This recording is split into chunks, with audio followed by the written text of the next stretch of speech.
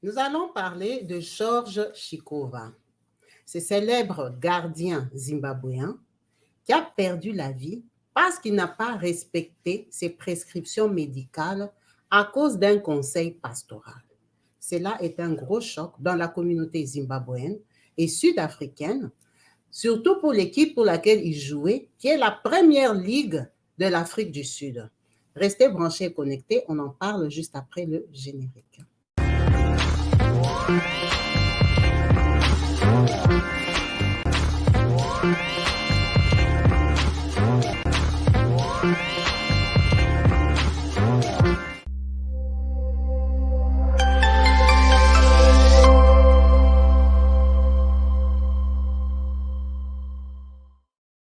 Bonjour et bienvenue sur ma chaîne YouTube Kabibi Loba, avec moi-même Maman Kabibi. Comme vous savez ici, nous sommes là pour parler de diversité, des faits réels, de tout ce qui se passe autour de nous. On commande dans le respect, on échange.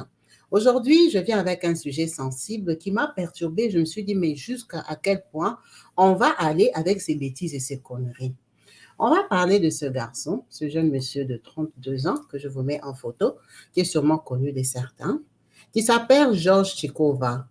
George est un jeune Zimbabwéen qui a bien évolué dans sa carrière sportive. Il est gardien.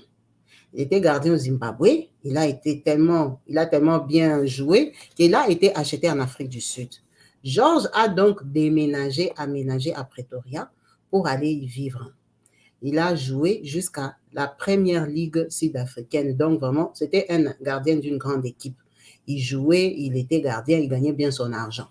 Il a rencontré cette fille ici, que je vous mets en photo, qui est devenue la mère de ses enfants.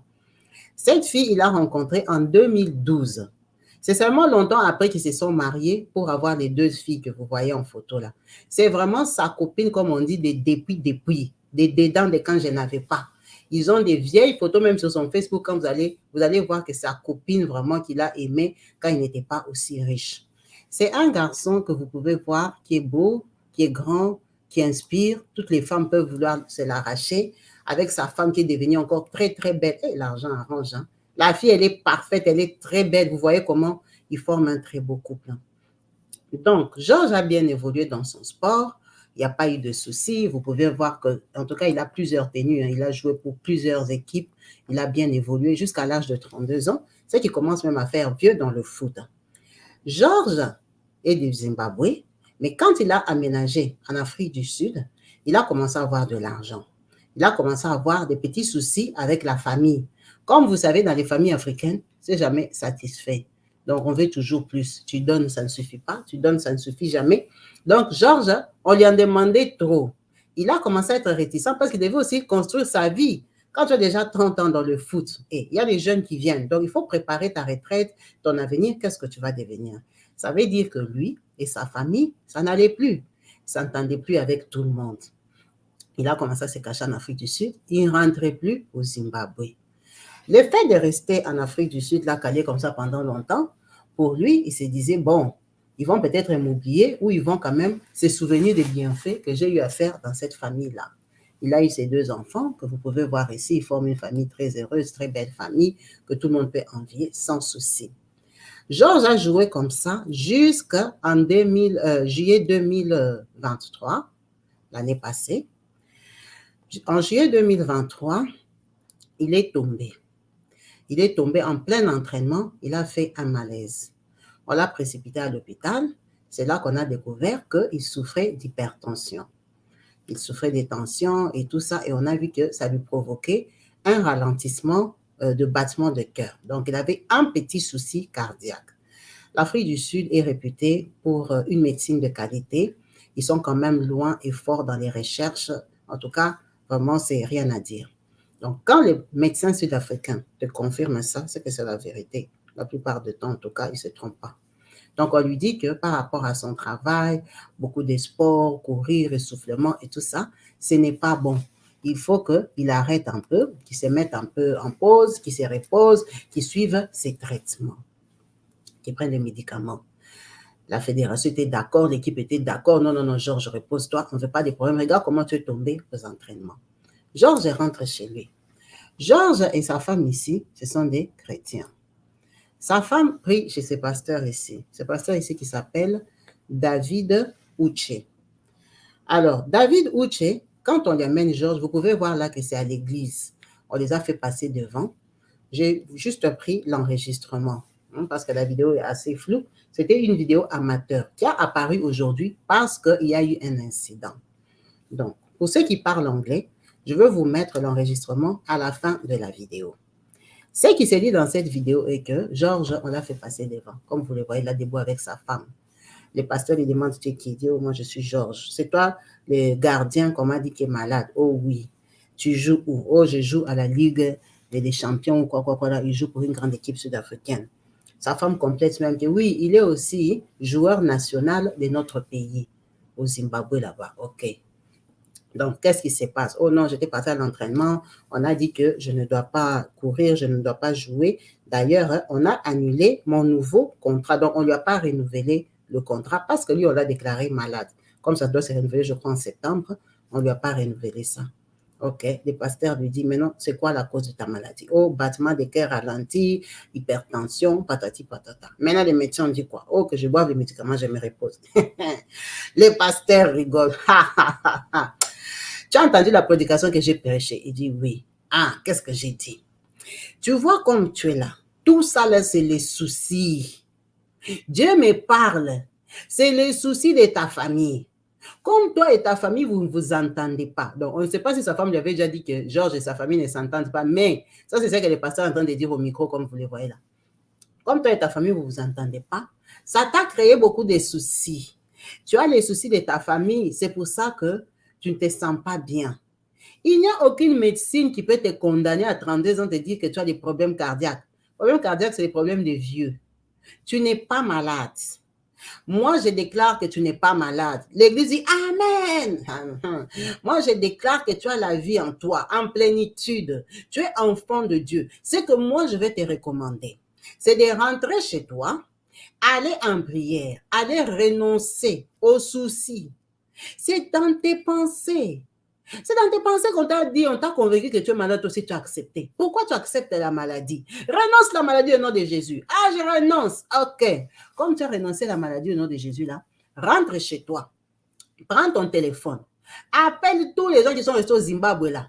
Dis-leur que tu les aimes. Dis-leur que tu les pardonnes. Ouvre ton cœur. Mets ton cœur en paix. Crée la paix avec toi-même. Il n'y a rien. C'est les soucis, c'est les angoisses. Tu es à l'étranger, tu es frustré. Tu es en train de grandir, non? Tu as 32 ans. Tu as peur. C'est ça qui te crée les émotions. C'est que tu t'es tombé là au sport. C'est les soucis. La maladie n'est pas ton partage. Dis Amen. Amen. Tu as entendu? Amen. Le pasteur ici, il a commencé à pousser Georges, faire tomber Georges. Georges n'est pas tombé, vous voyez qu'il est costaud. Il n'est pas tombé. Amen. Il a prié sur Georges. Amen. Amen. Le pasteur a dit à Georges de reprendre les activités sportives. Georges a dit qu'il ne peut pas parce que la Ligue l'a mis en repos. Mais toi, tu es un footballeur. Fais les entraînements toi-même. Continue à t'entraîner. On va te prendre. On va te remettre ton contrat au nom de Jésus. Tu as compris? Parce que si tu restes à la maison comme ça, tu vas grossir, tu vas perdre le rythme. Et déjà, tu es vieux, tu ne vas pas t'en sortir. Donc, recommence les entraînements, prie, et la foi. C'est Dieu qui a les derniers mots dans nos vies. Il faut croire. Soit tu crois, soit tu ne crois pas. Quand tu es chrétien, tu crois. Dieu est puissant, il est tout puissant. Donc, c'est Dieu qui va faire. Tu es délivré. Tu vas revenir témoigner dans mon église ici, dans 7 jours. Je vous ai bien dit, je vais vous mettre les voices à la fin. C'est parce que c'est en anglais, mon émission en français, et tout le monde ne comprend pas. Donc, 2 minutes en anglais, ça fait que, bon, ça peut saouler. Je vais mettre ça à la fin. Tout ça que je dis là, c'est dans les voices du pasteur, je n'invente pas, je n'ajoute pas. C'est le pasteur qui est en train de lui dire ça. Georges est rentré chez lui. Il a exercé la foi du pasteur. Georges a commencé à porter les poids, courir, faire l'entraînement, culbuter, sauter. Vous savez que c'est un gardien. Georges a fait comme ça pendant 1 mois et demi.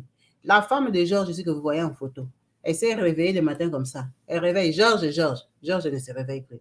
Georges est cadavéré. Georges est mort dans les lits, arrêt cardiaque. Il a surchauffé son cœur. Il a surchauffé les battements de son cœur. On lui avait dit de ne pas courir, de ne pas faire des exercices, de prendre les médicaments, se reposer. Non, lui, il a exercé la foi du pasteur David Uche ici, ce petit pasteur ici, qui a une fausse église, même quand vous voyez dans la vidéo. C'est une église qui n'a pas encore l'argent, ce pasteur ici. Un pasteur qui était même impressionné de voir une star. Georges même déjà l'impressionnait. Le pasteur lui a donné des conseils. Georges, on n'a pas dit qu'il avait arrêté les médicaments, mais il a continué les entraînements pendant que les médecins lui avaient dit de se reposer, de ne pas faire battre son cœur à 1000 à l'heure comme il court là-bas. Vous savez que les footballeurs courent beaucoup, ils font beaucoup d'entraînements, ils sautent dans tous les sens. On lui avait interdit ça. Lui, il est parti faire par la foi parce qu'il a renoncé à la maladie au nom de Jésus. Georges est mort. Quand Georges meurt, on vient, on part faire l'autopsie, c'est une star. On l'amène dans les grands hôpitaux pour savoir qu'est-ce qui s'est passé. C'est comme ça que la femme, elle est émotionnée, dépassée. Elle connaît Georges, ça fait 12 ans, 13 ans. C'était son copain, c'est devenu son mari. C'est quoi? Oh non, il avait comme ça seulement les entraînements, un peu comme on a dit qu'il se repose. Oh non, le pasteur avait dit, c'est comme ça que la vidéo ici est sortie. Les Sud-Africains, ses amis et la famille, on dit qu'on arrête le pasteur David ici. Pasteur David voulait fuir, on l'a arrêté. Déjà, on l'a arrêté pour le mettre en sécurité. Hein? On l'a pris, on l'a mis à côté pour qu'il vienne expliquer. Lui, il a dit que c'était la vision. C'est Dieu qui lui avait parlé. Dieu lui avait dit qu'il dit ça à Georges. Lui, vraiment, il ne peut pas retirer ses paroles parce que c'était la vision. Quand il était avec Georges, le jour-là que Georges était en face de lui, dans l'église, c'était ça le message qu'il avait. Il n'a fait que transmettre les messages que Dieu lui avait dit que Georges, c'est les soucis. Que Georges appelle toute sa famille. C'est comme ça que sa famille était au courant que Georges est mort. On a enterré Georges ici, que vous voyez. Regardez les funérailles de Georges. On a déjà que son nom là-bas. On a enterré Georges avec les honneurs. Tout le monde dépassé. Un footballeur qui a l'argent, on va aller lui dire par un charlatan que ne suis pas la médecine. Les médecins, ils se sont trompés, ils ne connaissent rien. C'est Dieu qui a parlé. Toi, refuse les traitements là. Arrête de te condamner. Tu n'es pas malade. Moi, je t'ai déclaré guéri. Tu viendras témoigner dans 7 jours. Les 7 jours sont déjà passés parce que Georges l'a déjà enterré. Il est mort il y a plus d'1 mois. Le pasteur a tellement de problèmes, mais la vérité est qu'ils sont au tribunal. On lui a porté plainte par la famille, on lui a porté plainte par les proches de Georges parce que c'est une incitation à la mort. Comment tu peux dire à quelqu'un d'arrêter son traitement pour croire à la prière? C'est un gros problème qui règne en Afrique. Nous sommes croyants, nous sommes même pratiquants, la plupart d'entre nous, les Africains. Quand on n'est pas musulman, on est chrétien, on est comme si, bon, il y en a encore qui sont dans la coutume. Mais il y a beaucoup de gens qui sont dans la coutume et dans la chrétienté aussi, ils font les deux. Quand il a les problèmes, il va chez son grand-père. Quand il faut faire bonne forme, il prie. On s'en fout, chacun croit ce qu'il veut. Mais quand tu as décidé d'être chrétien, croyant et pratiquant, est-ce que ça veut dire qu'il faut tout gober? N'importe quelle bêtise, toi seulement tu gobes, tu acceptes. Quand on dit fais ceci, tu fais. Même si on a dit que venez à moi comme des petits-enfants, on a dit que la parole de Dieu, on écoute ça comme des enfants. Donc, comme des enfants là, ça veut dire que les enfants, des bébés de 1 an ou enfants de 14 ans, parce que 14 ans, 15 ans, c'est encore enfant. Même 17 ans, quand tu ne peux pas voter, tu es considéré enfant. Maintenant, quand on a dit que enfant là, c'est enfant de quel âge? Ça, on ne se pose pas la question. On suppose que c'est enfant de 4 ans, 5 ans. Oui, oui, oui, et amen à toutes les bêtises. À la base, ce n'était pas des bêtises. Mais aujourd'hui, c'est devenu des bêtises. Les pasteurs disent des bêtises sur la chair. Ils ne respectent ni la parole, ni la Bible, ni les chrétiens, ni les croyants. Ils ne respectent rien du tout. Ça veut dire qu'aujourd'hui, là, tu ne peux plus suivre à la lettre ce qu'on te dit à l'église. Tu ne dois plus être enfant à l'église. Tu dois utiliser ta cervelle, ton intelligence. Tu dois réfléchir à ce qu'on te dit parce qu'on a vu tellement de comédies, tellement de passe-temps, des aventuriers de l'évangile, des bandits bibliques, hein, que ce qu'ils nous racontent, on doit peser. On doit réfléchir. Ça, c'était avant qu'on disait que quand tu es un chrétien, tu es un enfant, tu dois tout gober. Il ne faut pas tout gober.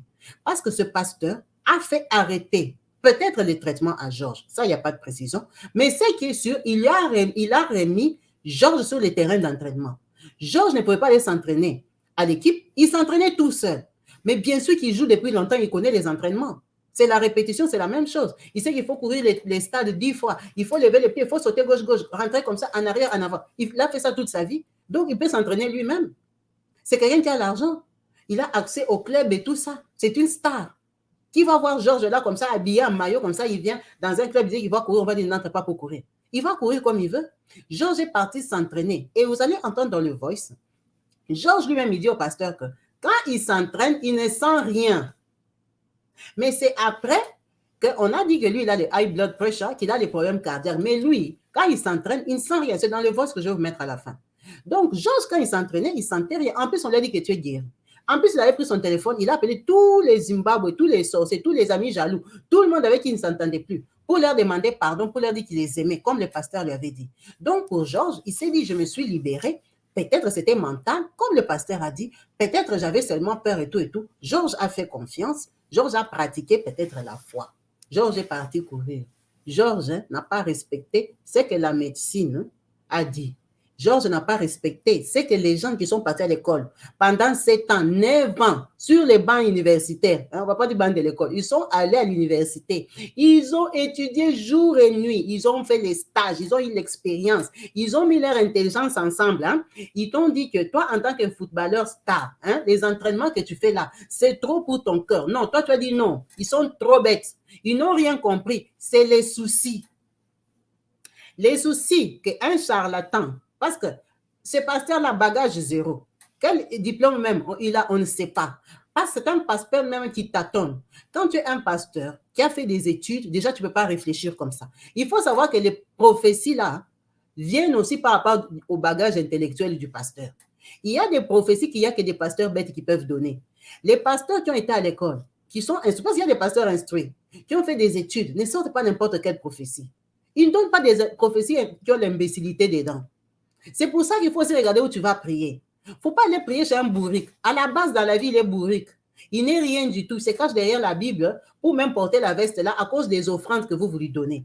Donc, l'intelligence même de la vie, il n'a pas. Ok, il peut avoir des inspirations bibliques. D'accord, on sait que Dieu parle. Quand tu es sincère, quand tu es un vrai serviteur, Dieu peut t'utiliser. Mais déjà dans son langage, son intelligence charnelle, il n'a pas les capacités de convaincre tout le monde parce qu'à la base, il n'est pas intelligent.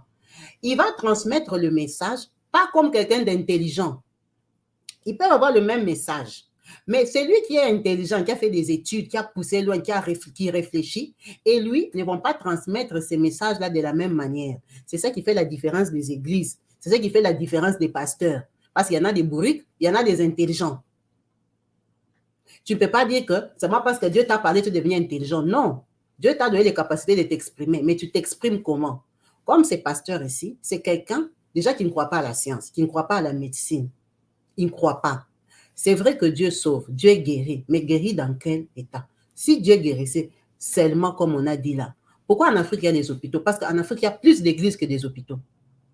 Pourquoi Dieu ne descend pas seulement dans les églises et guérit tout le monde? Parce qu'en Afrique, il y a beaucoup de croyants. Pourquoi les cliniques sont pleines?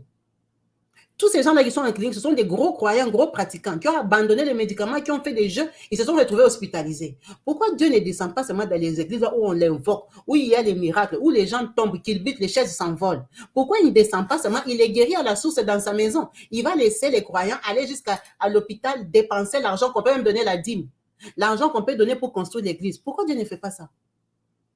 Parce qu'il y a d'abord des faux pasteurs, ou dans leur église, il n'y a même pas Dieu. Même si tu pries comment, tu ne vas jamais guérir de son Dieu parce que c'est un faux Dieu. Perte de temps. Tu vas finir ton argent et à l'église et à l'hôpital. Les gens que Dieu guérit, est-ce que ce sont des gens qui n'ont jamais avalé même un comprimé dans la vie? Hein? Les miracles là, on a prié pour toi, tu as guéri. Ça arrivait combien de fois? Combien de gens peuvent passer témoigner que moi vraiment, j'avais les cancers, j'ai mis les médicaments, ça n'a pas donné, on a prié pour moi, j'ai guéri. Ça existe. Je ne dis pas que ça n'existe pas. Mais ils sont combien? Ils sont combien? Sur 100, deux vrais messages, deux témoignages peuvent être vrais. Les autres, ils ont inventé, ils ont fait le business avec les pasteurs qui vont mentir que je t'avais guéri. Les autres, ils n'ont jamais guéri, ils sont morts de cancer. Tout le monde, quand il tombe malade, tout le monde se résigne, commence à prier. Même quand tu étais le plus gros sorcier, mauvais enfant du quartier, quand tu tombes malade, quand tu es seul là, tu reviens. Tout le monde prie. Pourquoi tout le monde ne guérit pas? Beaucoup de gens, les pasteurs, pas prier pour eux à la maison. Pourquoi ils meurent quand même? Si c'était seulement la prière qui guérissait, pourquoi ils meurent quand même? Les serviteurs de Dieu même, ils meurent. Ils tombent malades, ils meurent. Il y a une vidéo aussi que j'avais fait. Le pasteur sud-africain là, c'était un Indien comme ça, sud-africain, gros pasteur, qui a dit qu'il était immortel, qui guérissait les gens. Il est mort, sa femme l'a gardé est mort 3 jours dans la maison. Il a fait combien? 254 jours à la morgue parce que la femme pensait toujours qu'il allait ressusciter. Lui-même, il est mort de maladie. Mais c'était un pasteur qui guérissait les gens. Pourquoi Dieu ne l'avait pas guéri lui-même? Si les gens ne devaient pas mourir, si la maladie ne tuait pas, pourquoi il n'était pas guéri? Ça veut dire que Dieu guérit qui il veut, comme il veut. Donc, toi, tu ne peux pas décider que Dieu va te guérir de la maladie parce que ton pasteur a dit. Dieu va te guérir s'il veut. Ça ne veut pas dire que perds la foi. Garde ta foi. Tu peux prendre tes médicaments. Tu continues à supplier Dieu. Tu continues à invoquer sa miséricorde. Mais prends quand même les traitements. Prends quand même les traitements. Arrête de suivre les gens en désordre. On avait vu ça au Congo. L'église de Maman Olandila. Les gens allaient prier. Les gens trouvaient les délivrances. Mais il y a des gens qui avaient arrêté les traitements des sida, des cancers, des patatis pour aller faire des jeûnes et guérir. Beaucoup étaient morts. C'est pour ça qu'on disait que tuer les gens. Non, les gens arrêtaient leur traitement. Tu peux boire tes traitements, tu peux aussi prier. Si Dieu a pitié de toi, il va te guérir. Mais les gens, parfois, ils comprennent soit les enseignements à l'envers, soit ils surévaluent. Il y a un truc qui cloche. Il y a un truc qui cloche. Les enseignements sont mal transmis. Comment tu peux dire à quelqu'un que toi, tu prends tes traitements depuis, je ne sais pas, 7 ans, on t'a déjà déclaré diabétique et tout ça, tu as un problème de sucre terrible dans ton corps parce que tu es parti chez un pasteur, il te dit que Dieu t'a guéri. Tu n'as pas de preuves que tu es guéri, tu arrêtes tous les traitements. Après, tu te réveilles le matin, tu meurs. Bon, on ne se réveille pas pour mourir, on meurt. Tu meurs, le pasteur continue à prêcher. Il va dire quoi? On t'a récupéré par le monde des ténèbres. Donc, malgré toutes ces histoires-là, aujourd'hui, en 2023, quelqu'un peut aller encore dans une église, on te dit que arrête les traitements, toi aussi tu arrêtes. Ça s'appelle les foi bêtes. Ce n'est pas parce que ton voisin, on avait prié pour lui, ça marchait, il a guéri que pour toi, tu vas guérir. Il y a des pasteurs qui meurent des maladies, il faut savoir ça. Ces pasteurs-là, ils ont des amis pasteurs, prophètes, docteurs dans la foi. Hein? Tout ce que tu veux. Leurs amis prient pour eux au téléphone. Les autres se déplacent, viennent prier pour eux. Le pasteur meurt des maladies. Il meurt quand même. Ça veut dire que ces guérisons-là, ce n'est pas pour tout le monde. Ça ne marche pas à chaque coup. Il y a beaucoup de chrétiens qui sont morts. On a prié pour eux, mais ils sont morts. Jusqu'à la veille, les gens veillaient dans la maison, on prie pour eux. Ils meurent quand même. On a vu les pasteurs là, qui venaient des États-Unis, là, le Congolais, là, qui demandaient l'argent sur les réseaux sociaux et tout ça. Tout le monde était agité, plaidé pour sa cause. On suppliait les pasteurs, aidez votre pasteur. Il n'est pas mort. C'est un pasteur, non? Quand il est rentré au Congo, on ne priait pas pour lui. C'était un pasteur. Pourquoi il est mort? Les gens priaient pour lui. Les gens, même les chrétiens en général, ont prié pour lui. Les gens qui donnaient l'argent, priaient pour leur argent, priaient pour lui. Tellement ils avaient pitié de lui. Pourquoi il est mort? Donc, à un moment, il y a des prophéties, des trucs qu'on te dit, il ne faut pas croire aussi comme un con. Tu réfléchis. Ce garçon, il a perdu la vie parce qu'on lui a dit, par quelqu'un qui n'a pas vu ses résultats de l'hôpital, qui ne connaît pas son état de santé, qui ne le connaît même pas. Parce qu'il avait la foi. Sa femme l'a mené à l'église. Le pasteur a dit, Le pasteur a dit, va courir. Lui, il allait courir pendant qu'on lui avait interdit. Effectivement, quand il courait, il ne sentait rien. C'est pour ça qu'il était tombé aux entraînements, parce qu'il ne sentait rien. Il ne savait pas qu'il était malade. Il est parti courir, il est mort. Il est mort dans son lit. Il a fait un arrêt cardiaque, il est mort. À 32 ans, il a laissé 2 petits-enfants avec la jolie fille Canola. Abandonnée. S'il a 32 ans, la fille a quel âge? Elle a moins de 30 ans. Petite fille qui se retrouve veuve. Tout ça pourquoi? Parce qu'elle n'a pas respecté les traitements. Elle a cherché Dieu, elle a bien fait. Elle n'est pas allée chez les féticheurs ou quoi que ce soit. Elle a bien fait. Mais elle est tombée sur un passe-temps, un aventurier, quelqu'un qui raconte des bobards. Maintenant, il voulait fuir quoi? Lui, c'est Dieu qui l'avait parlé. Quand il a appris ça, qu'il a qu'on voulait l'arrêter, le pasteur voulait fuir. On l'a rattrapé. C'est pas comme s'il n'avait pas fui. On l'a rattrapé, ces pasteurs-là. Quand la vidéo est sortie, c'est pour ça que je ne l'ai pas mise. La vidéo est trop mal filmée. C'était une vidéo amateur de quelqu'un qui était fan de Georges, qui était à l'église, qui a seulement filmé. Le pasteur n'a pas de caméra dans son église. On ne filme pas là-bas. C'est une petite église de rien du tout. Comme les gens disent, il faut aller dans les petites églises, c'est là qu'il y a encore la vérité. Les grandes assemblées là-bas, ce sont des églises, souvent des aventuriers ou des gens qui veulent que l'argent, des pasteurs qui nous ruinent. Et ils allaient dans une église simple. Mais l'église simple, ça ne veut rien dire. Ça dépend qui est dedans, qui est le dirigeant. L'église est encore simple parce qu'il est pauvre. Il n'a pas encore beaucoup de gens à escroquer. Il est faux. Une église peut être petite, 20 personnes, mais c'est un charlatan qui dirige cette église-là. Ça ne veut rien dire. Une église peut être aussi très grande, mais c'est un vrai pasteur. Ce n'est pas l'église qui parle. C'est la personne là, est-ce qu'elle est ouinte, est-ce qu'elle est choisie, est-ce que c'est un vrai? Il faut aussi arrêter de cataloguer que non, pas c'est une grande assemblée, c'est un faux pasteur. Non, ça peut être un vrai pasteur qui a évolué, Dieu l'a béni. Dieu est béni, non? Donc Dieu l'a béni, son église est devenue grande. Mais une petite église peut être aussi l'église d'un sorcier, d'un petit charlatan, un ancien féticheur, un petit magouilleur, un petit frère là qui dit, bon, moi aussi je vais chercher mon argent, hein. Tout le monde se retrouve dedans, moi aussi j'ouvre mon église. Donc il faut faire attention. Et ils sont allés chez un petit pasteur de rien du tout, il leur a menti. Il lui avait dit, tu viendras témoigner dans 7 jours. On n'a pas vu la vidéo du témoignage parce qu'il n'y en a pas eu. Il n'est pas venu témoigner, il est parti mourir. Vraiment, restons prudents. Ne soyons pas trop bêtes dans les prophéties. Quand on te donne une prophétie, réfléchis d'abord humainement. Si tu as un doute, tu as envie de croire, prie. Prie, demande à Dieu un signe de confirmation de la prophétie. Tu dis, Seigneur, si toi tu as parlé à ces pasteurs-là, parle encore à une autre personne qui n'a rien à voir avec ces pasteurs-là, qui viennent me confirmer le message. Si Dieu a parlé, donc Dieu aura honte de répéter, de t'envoyer une confirmation, de t'envoyer un autre serviteur. C'est son message, non? C'est la vérité qu'il a dit. C'est ce qu'il souhaite de toi. Le message vient que d'une seule personne, d'une seule personne, d'une seule personne. Toi, tu changes ta vie radicalement. On va t'enterrer comme Georges. Arrêtez de croire à n'importe quoi. Là, c'est le début de l'année. Beaucoup sont allés dans les églises. On leur a donné des témoignages, des prophéties. On donne quoi? Des messages. Dieu m'a dit, Dieu m'a dit. Tous les Dieu m'a dit là, ils ne sont pas souvent vrais. Il y en a qui sont vrais, il y en a qui sont vraiment faux. On va te stresser déjà au début de l'année que Dieu m'a dit que cette année ici, c'est toi les poissons qu'on va manger dans votre famille. Tu es là, tu commences à trembler. Au lieu de te concentrer sur ton avenir, ton lendemain, ton travail, ta réussite professionnelle, élever tes enfants, ton mariage, je ne sais pas, toi-même, même ton bien-être, non. Tu deviens concentré, stressé depuis janvier que le pasteur avait dit que c'est toi qu'on va manger poisson, poulet braisé cette année dans votre famille. Déstabilisé, tu commences l'année stressé dans la peur. Comme ça, toute l'année, toi, tu seras sa cliente. Tu veux, on va monter à la montagne, on va prier pour toi, pour briser tout ce que la famille avait dit. Donne 200 $. On monte, il faut quoi, ça s'aimer pour que Dieu réponde. Tu vas passer toute ton année ici, 2024, à s'aimer pour quelque chose qu'un individu t'a dit, sans preuve. Dieu a parlé, il a parlé seulement à lui. Dieu n'a pu parler à personne d'autre. Il n'y a pas d'autre signe, à part ce que lui, il a dit. Il n'y a pas d'autre signe. Seulement ce que lui, il avait dit là, qu'on va te manger dans ta famille là. C'est ça, c'est oui et amen. Mais cette place-là, c'est toi qui le lui as donné dans ta vie. C'est toi qui as décidé que lui, il doit décider pour toi, te dire ce que sera ton année. En fait, tu aimes qu'on te prédise.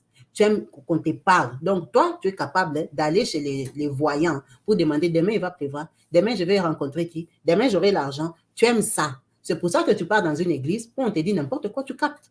N'importe quoi, tu gobes. Hein? C'est pour ça que tu aimes ça. Alors, fais attention. Ne crois pas n'importe quoi. Parce que quand tu es manipulé comme ça, on peut aussi te dire d'arrêter tes traitements. On peut te dire de démissionner. Le travail là n'est pas bon pour toi. On peut te dire de déménager. Quitte Paris, va habiter à Lyon. Parce qu'à Paris, là, je vois qu'il y a des mauvais esprits dans ton immeuble. Les gens ont abandonné des logements. Les gens ont abandonné des mariages, des enfants, des amitiés d'enfance, des amitiés qui pouvaient produire, des amitiés vraies. Parce qu'on lui a dit à l'église. Fais attention, c'est de la manipulation. L'église d'aujourd'hui, ce n'est pas l'église d'hier. Il y a beaucoup de mensonges. Il y a beaucoup de business. On les dit, on les répète, mais malheureusement, c'est comme si on parlait à des murs. Merci à vous tous d'avoir suivi cette vidéo. Ceux qui veulent en bénéficier, en tirer une conclusion, à faire attention. Si tu es là, tu me regardes, tu viens d'arrêter ton traitement, parce qu'on t'avait dit ça les 25, que l'année 2024, c'est l'année du renouvellement, c'est l'année REMA, c'est l'année je ne sais pas quoi là. Dieu agit, arrête les traitements le 1er décembre. Va prendre tes médicaments, tu bois. Bois tes médicaments. Si ton médecin ne t'a pas dit d'arrêter, n'arrête pas. N'arrête pas, parce que c'est lui qui t'a dit là que arrête, c'est l'année Rafa ou quoi là. Il n'a jamais guéri personne. Les gens qui ont témoigné dans son église, peut-être c'est les business. Tu ne connais pas leur cœur. Qui les avait vus malades? Toi, tu ne les as pas vus malades. Tu ne les as pas vus hospitalisés. Tu vois seulement quelqu'un vient se mettre debout. Comment ça dit comment lui, il est guéri? Quand il était malade, toi, tu ne l'avais pas vu. Mais toi, tu crois seulement comme un mouton. Fais attention. Il n'a jamais ressuscité personne. Il n'a jamais guéri personne en vrai. On sait qu'ils font beaucoup de business. Et ils guérissent que les maladies qu'on ne peut pas voir. Oh, pasteur, quand j'étais entré ici, je n'entendais pas de l'oreille gauche. Maintenant, j'entends. Comment on va prouver ça? Quand je suis venue, j'avais très mal au ventre, j'avais l'estomac, j'avais mal au pancréas. Maintenant, je n'ai plus mal. Comment on va prouver ça? Ramène-nous les radios, on avait dit que tu avais mal au pancréas. Il n'y a pas. C'est des témoignages comme ça que toi, tu vas te baser sur ça, tu vas arrêter ta cure. On t'a guéri du sida verbalement. Va te faire tester. S'il n'y a plus d'accord. Mais aussi longtemps qu'il y a encore les virus, continue à boire ton médicament. Il faut arrêter les bêtises. Vous avez les responsabilités, vous avez les enfants, vous avez des gens qui vous aiment dans vos familles, vous avez des amis, vous avez des charges dans la vie. La vie, elle est belle, elle peut être très belle. Donc, ça ne sert à rien de se sacrifier parce qu'un charlatan vient te raconter des bobards. Il faut arrêter ça. Il n'y a que nous, les Africains, qui aimons ça. Pendant qu'on prie le même Dieu que les Blancs, chez eux, c'est difficile de convaincre quelqu'un à faire des choses comme ça. Alors, je ne sais pas, Dieu a acharné sur nous, les Africains, comme ça. Pourquoi? À nous donner que des messages bizarres, des messages, souvent des messages de malédiction, des messages qui bloquent. Il n'y a jamais des messages de joie. Il n'y a pas de message de joie que quand tu commences aussi l'année, le pasteur t'appelle. Oh, ma sœur, Dieu me dit que c'est ton année de bénédiction. Comme tu es là, avant le mois de mars, tu vas débourser un bon boulot. Tu vas être riche. Tu vas être comme ça. Tu vas bénir l'église. Tu vas bénir ta famille. Tu seras une élévation pour ton quartier et tout ça. Les prophéties comme ça, elles sont rares. Elles sont à chercher sur Internet au bout des doigts. Il n'y a que les prophéties que Dieu m'a montrées. Dans ta famille, il y a 2 morts. On t'a mis sur la liste. Ta mère s'envole depuis le Cameroun, elle tombe à Paris. Et ton oncle là, il va mourir. Cette année, on va achever les sorciers. C'est ça le message que Dieu aime pour les Africains. C'est seulement ce genre de messages-là. Les prophéties comme ça, si tu vas sur Internet, que le président va mourir, le président va disparaître, il y aura les coups d'État. C'est ça les messages que Dieu aime pour l'Afrique. Les messages comme ça, il ne donne pas ça en Russie. Non, il ne donne pas. Les messages comme ça en France, on ne sait pas. On n'a jamais vu des prophètes français venir dire que oh, Dieu m'a parlé, Emmanuel Macron, comme il est là-bas, s'il ne fait pas attention. Les prophéties comme ça en France, il n'y a pas. Il n'y a pas. Même les pasteurs congolais et africains qui habitent ici en France, Dieu ne leur parle jamais sur la politique française, ou sur les préfets français, ou sur les gouvernements, Dieu ne leur dit rien. On nous change de ministre tous les jours ici en France. Il n'y a jamais de prophéties pendant qu'on a des millions et des millions de prophètes, des pasteurs français qui habitent ici en France. Ce sont des Congolais, des Africains. Ils habitent ici. Donc Dieu ne leur a pas donné cette terre pour parler sur cette terre. On ne leur donne jamais de messages. On ne leur donne pas des messages. Hein? Quand on fait même des élections, des députations là-bas, on ne leur donne jamais les messages qui vont passer. Mais c'est seulement les messages de l'Afrique où ils n'habitent pas qu'ils ont les révélations. Arrêtez. Arrêtez vos aventures là. Prêchez la parole. Et vous, les gens qui aimez suivre les gens comme ça, faites attention. Faites attention à vos santé. Suivez la bêtise, mais avec limitation. En tout cas, cela a été mon message parce que c'est vraiment dommage de perdre un grand gaillard comme ça. C'est un très beau garçon. Regardez, il avait de l'avenir. Un grand garçon, 1,76 m, si vous allez taper sur Wikipédia, c'est quelqu'un qui avait vraiment un bon CV. Regardez comment il formait un très beau couple. La fille, elle est trop wow. Même lui-même, ils font un beau couple, des jeunes qui avaient l'avenir. Regardez les enfants. Vraiment, une belle famille qui a tout. Vraiment, ils pouvaient même faire des vidéos, comment on appelle ça, des vidéos de vie, là, comment on dit, les gens qui font leurs vidéos, qui montrent leur vie et tout ça. Et en tout cas, ils formaient un très beau couple. Ils avaient tout pour vivre heureux. Et regardez comment il a fini, à cause d'un passe-temps. Un aventurier de l'Évangile, on l'a enterré à 32 ans. Comme je vous avais dit, je vais vous mettre le voice de Georges lui-même à l'église, comment il est en train de s'exprimer, comment il est en train de parler à son pasteur que je vous mets ici en photo, pasteur David, qui est en train de confirmer qu'il n'est pas malade. Écoutez. Was my husband. Is the goalkeeper that was sick? No. What do they say is wrong with your heart? They say the heartbeat is irregular. The heartbeat is irregular? Yes. You are a goalkeeper? Yes, I'm a goalkeeper. Where you keep for? Super Sport United. And the national team? National team? Yeah. Zimbabwe national team? Yeah. So now, they want to give you a new contract? Yes, but they've been delaying. They say because of my heart, they can't give me a new contract now. What did they discover in your heart? They say it's a bit big, it's irregular. But when I do any training sessions, I don't feel anything. They say it's BP. Yes, I had a problem with the high blood pressure. They said it's the one which caused it. You see, do you hear my teaching today? Yes, I did. You must not think negative about anybody.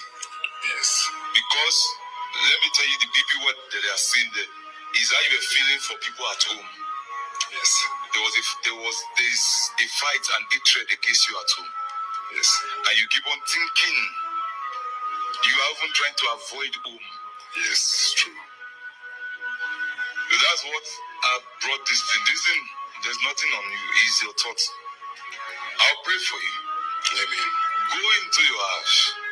Call those people's name and say, I love you. I forgive you. I love you. I keep doing it. Amen. And he even called them, speak to everybody. Amen. Nobody can do anything. You see those words that they told you, you receive a word of prophets that avoid Umu. They are looking out to bring you down.